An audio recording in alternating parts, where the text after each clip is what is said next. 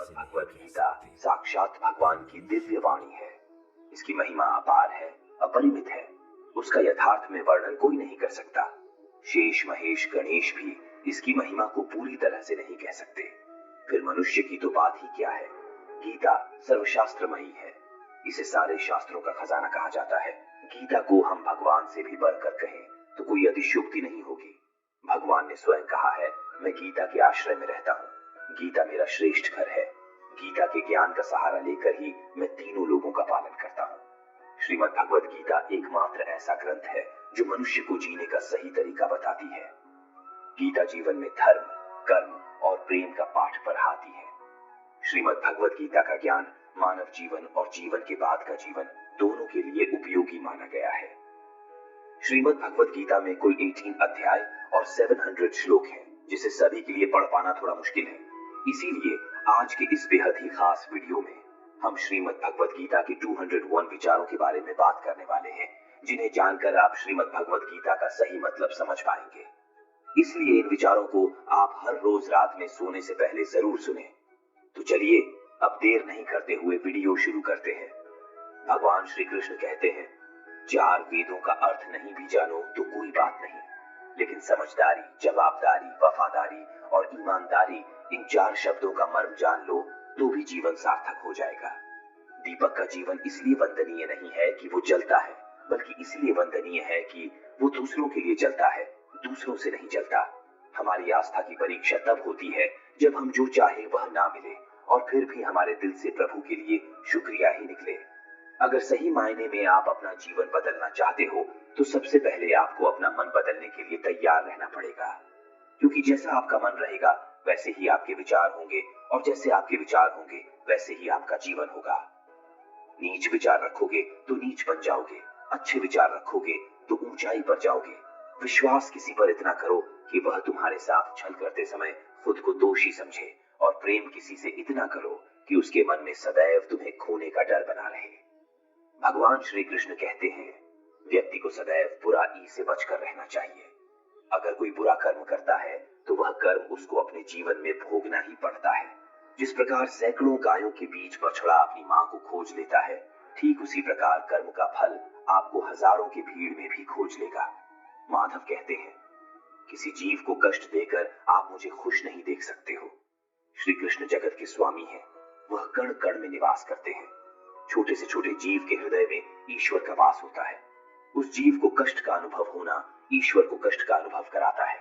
इसीलिए किसी भी जीव को कष्ट देना ईश्वर को कष्ट देने के समान है। मृत्यु एक अटल सत्य है जिसे कभी बदला नहीं जा सकता है। इस संसार का जब से निर्माण हुआ है तब से जन्म मृत्यु का चक्र चलता आ रहा है। जिस प्रकार मनुष्य अपने पुराने वस्त्रों को त्याग कर नए वस्त्र धारण करता है, ठीक उसी प्रकार आत्मा पुराने व्यर्थ शरीर को त्याग कर नए शरीर को धारण करती है। ये प्रकृति का नियम है। इस सत्य को स्वीकार करके भय मुक्त होकर आज में जीना चाहिए। ज्ञानी व्यक्ति ना तो मरने वाले का शौक करते हैं और ना ही उनका शौक करते हैं जो अभी जिंदा है, क्योंकि वह जानते हैं जो मर गया वो फिर से जन्म लेगा और जो जिंदा है वो एक दिन जरूर मरेगा। केवल ज्ञान ही एक ऐसा अक्षय तत्व है जो कहीं भी, किसी भी अवस्था में और किसी भी काल में मनुष्य का साथ नहीं छोड़ता। धरती पर जिस प्रकार मौसम में बदलाव आता है, ठीक उसी प्रकार जीवन में भी सुख दुख आता जाता रहता है। युद्ध हो या जीवन, सफलता केवल 3 शस्त्रों से प्राप्त होती है, धर्म, धैर्य और साहस। कोई भी मनुष्य जन्म से नहीं बल्कि अपने कर्मों से महान बनता है। कुछ पाना है तो खुद पर भरोसा कीजिए, क्योंकि सहारे कितने भी सच्चे और अच्छे हों, साथ छोड़ ही जाते हैं।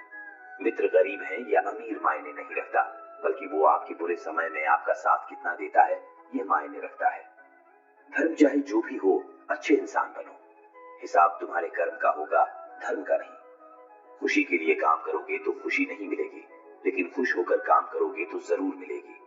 जब आप दूसरों के लिए अच्छा चाहते हैं तो वही अच्छी चीजें आपके जीवन में वापस आती हैं। यही प्रकृति का नियम है। आपका मूल्य इससे तय नहीं होता कि आप क्या हैं, ये इससे तय होता है कि आप खुद को क्या बनाने की क्षमता रखते हैं। हंसता हुआ मन और हंसता हुआ चेहरा, यही सच्ची संपत्ति है। मनुष्य हमेशा अपने भाग्य को कोसता है, ये जानते हुए भी कि भाग्य से भी ऊंचा उसका कर्म है जो उसके स्वयं के हाथों में है। कमियां भले ही हजारों हो तुम्हें, लेकिन खुद पर विश्वास रखो कि तुम सबसे बेहतर करने का हुनर रखते हो। जितना इंतजार परमात्मा आपसे करवा रहा है, समय आने पर वो इतना देगा कि संभाल भी नहीं पाओगे। भगवान श्री कृष्ण कहते हैं, जिस प्रकार प्रकाश की ज्योति अंधेरे में चमकती है, ठीक उसी प्रकार सत्य भी चमकता है। इसलिए मनुष्य को हमेशा सत्य की राह पर चलना चाहिए। क्रोध मनुष्य को नरक की ओर ले जाने वाला द्वार है। क्रोध करने से व्यक्ति का मन अशांत हो जाता है।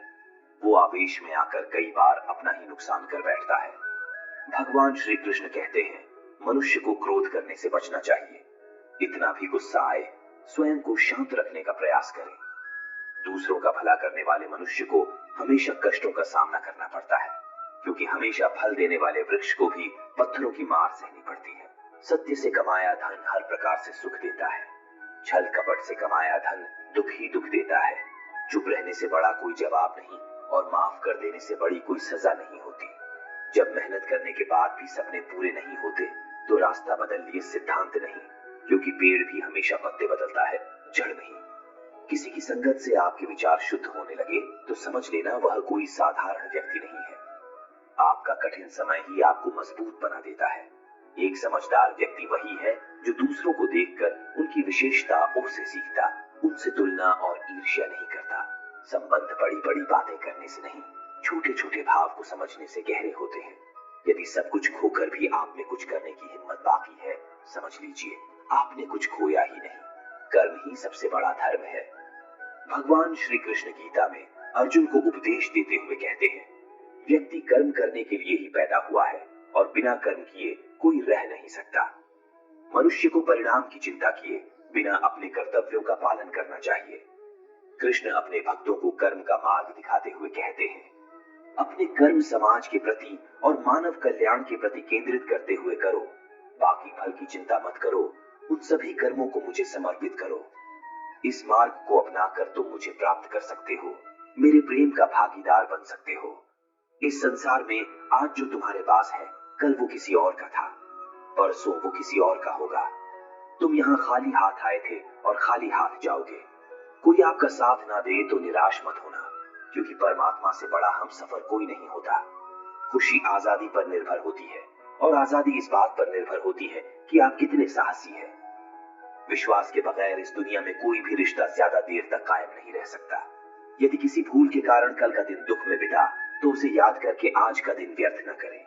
जो लक्ष्य में खो गया समझो वही सफल हो गया। आप जो कर रहे हैं उससे अगर आप प्यार करते हैं तो आप जरूर सफल होंगे। मन पर नियंत्रण रखना जरूरी है। मनुष्य का मन वायु की तरह चंचल है। ये मन ही है जो मनुष्य को काम वासनाओं की तरफ भटकता रहता है। अगर जीवन को सफल बनाना है तो मन पर काबू करना बहुत जरूरी है। मन को वश में करने से दिमाग की शक्ति केंद्रित होती है, जिससे कार्यों में सफलता मिलने लगती है। गीता के अनुसार जिस व्यक्ति ने अपने मन पर काबू पा लिया, वो मन में पैदा होने वाली बेकार की चिंताओं और इच्छाओं से भी दूर रहता है। साथ ही व्यक्ति अपने लक्ष्य को भी आसानी से प्राप्त कर लेता है। अगर मन को वश में नहीं करोगे तो वह तुम्हारा सबसे बड़ा शत्रु बन जाएगा। अज्ञानी व्यक्ति स्वयं के लाभ के लिए कार्य करते हैं, जबकि बुद्धिमान लोग विश्व के कल्याण के लिए कार्य करते हैं। यदि किसी काम को करने में डर लगे तो याद रखना यह संकेत है कि आपका काम बहादुरी से भरा हुआ है। भगवान श्री कृष्ण कहते हैं, जब शांति के सारे मार्ग बंद हो जाए और न्याय ना मिले तो युद्ध करो। वास्तव में मुसीबत में साथ देने वाला मित्र ही सच्चा मित्र होता है। हमेशा शक करने वाला व्यक्ति कभी शांति प्राप्त नहीं कर पाता है, इसलिए संदेह करने से बचें। अधिक संदेह करने से मन की शांति भंग हो जाती है और व्यक्ति भ्रमित होकर अपने संबंधों को नष्ट कर डालता है। तन की सुंदरता मन को आकर्षित करती है, जबकि स्वभाव की सुंदरता हृदय को आकर्षित करती है। इसीलिए मनुष्य का स्वभाव हमेशा निर्मल होना चाहिए। कौन क्या कर रहा है, कैसे कर रहा है और क्यों कर रहा है, इन सब से आप जितना दूर